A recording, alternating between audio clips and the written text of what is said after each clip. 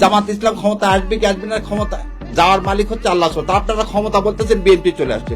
গতকালকেও দেখি এই ওর নাম কেলা আমেরিকা থেকে বসে থেকে ঠিকানার উনি বলে দিলেন বিএনপি আসতেছে ক্ষমতায়, তাহলে এখন জামাতের কি হবে? আরে ভাই, বিএনপি যদি ক্ষমতায় আসে তাহলে ভোট টোট করার দরকার কি? দিয়ে দেন না, দিয়ে তো দিছেন, 1.5 বছরে তো দিছেন। শুনে জ্ঞান পাপী কাকে বলা হয়? যে জেনে শুনে মিথ্যা কথা বলে, যে জেনে শুনে মিথ্যা কথা বলে। মাহফুজ ইনাম সাহেব বললেন 53 বছরে কোনো প্রতিষ্ঠানে আগুন দেওয়া হয়নি।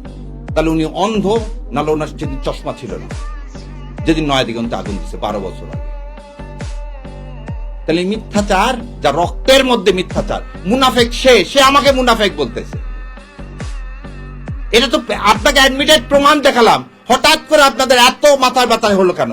জামাত ইসলাম ক্ষমতা আসবে কি আসবে না, ক্ষমতা যাওয়ার মালিক হচ্ছে আল্লাহ। আপনারা ক্ষমতা বলতেছেন বিএনপি চলে আসছে। গতকালকেও দেখি এই ওর নাম কেলা আমেরিকা থেকে বসে থেকে ঠিকানার উনি বলে দিলেন বিএনপি আসতেছে ক্ষমতায়, তাহলে এখন জামাতের কি হবে? আরে ভাই, বিএনপি যদি ক্ষমতায় আসে তাহলে ভোট টোট করার দরকার কি? দিয়ে দেন না, দিয়ে তো দিছেন, 1.5 বছরে তো দিছেন, 1.5 বছরে তো দিয়ে দিলেন। আর জাতির সাথে তামাশা করে বলতেছি আপনাদেরকে বারবার, শেষ রক্তবিন্দু থাকা পর্যন্ত এই ভারতীয় আধিপত্যবাদের বিরুদ্ধে যুদ্ধ করে যাবো ইনশাল্লাহ।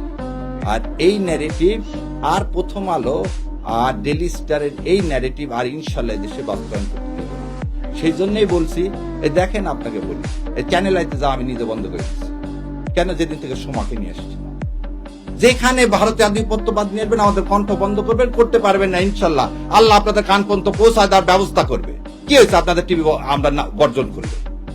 যেখানে যেখানে ভারতে আধিপত্যবাদ দেখি আমি, সেখানে সেখানে যা বন্ধ করি। আমাদের কথা হচ্ছে আমাদের আদর্শের সাথে লড়তে হবে, এবং সেই আদর্শটা আমরা যে পুরাবো না। আমরা আমাদের কথা বলে যাবো, যেখানে পছন্দ হবে না ভাই সেখানে যাবো। আর পুরানার রাজনীতি করে ভারত, এবং ভারতের দালাল হচ্ছে প্রথম আলো।